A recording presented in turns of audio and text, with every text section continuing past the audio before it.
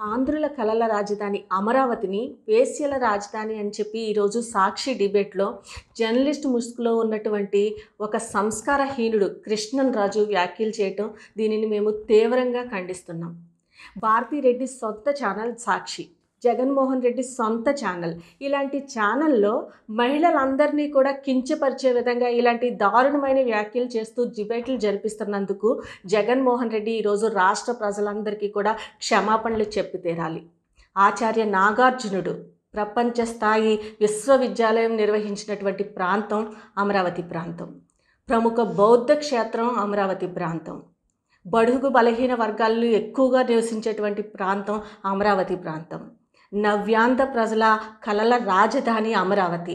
ఇంతటి ప్రాముఖ్యమైన పవిత్రమైన రాజధానిని ఈరోజు వేశ్యల రాజధాని అని ఎంత సంస్కారహీనంగా మాట్లాడిస్తూ ఈరోజు జగన్మోహన్ రెడ్డి సొంత ఛానల్లో అతని డైరెక్షన్ లేకుండానే, అతని పర్మిషన్ లేకుండానే ఇలాంటి వ్యాఖ్యలు చేయటం అనేది జరగదు. ఈరోజు జగన్మోహన్ రెడ్డి అధికారం కోల్పోయి తన అధికారంలో ఉన్నప్పుడు చేసినటువంటి కుంభకోణాలన్నీ కూడా ఈరోజు ఒక్కొక్కటిగా బయటకు వస్తుంటే ప్రజల దృష్టిని దాని నుంచి మళ్లించటం కోసం ఇంతటి నీచానికి ఒడిగట్టాలా అని చెప్పి ఈరోజు మేము అడుగుతున్నాం. ఈరోజు తన సొంత ఛానల్లో ప్రజల దృష్టిని మళ్లించటం కోసం అమరావతిని ప్రాంతాన్ని, దేవతల రాజధానిగా చెప్పుకునేటువంటి అమరావతి ప్రాంతాన్ని ఈరోజు వేశ్యల రాజధాని అని చెప్పటానికి కూడా బాధ కలిగే విధంగా ఇంత సంస్కారహీనంగా మాట్లాడించి ఇంత కుళ్ళు రాజకీయాలు చేయాలా అని చెప్పి మేమందరం కూడా అడుగుతున్నాం. దీనిని మేము తీవ్రంగా ఖండిస్తున్నాం. వెంటనే జగన్మోహన్ రెడ్డి రాష్ట్ర ప్రజలందరికీ కూడా క్షమాపణ చెప్పి తీరాలి. ముఖ్యంగా మహిళలకు, బడుగు బలహీన వర్గాల వారికి, అలాగే ఆధ్యాత్మిక వాదులకి అందరికీ కూడా జగన్మోహన్ రెడ్డి క్షమాపణ చెప్పి తీరాలి.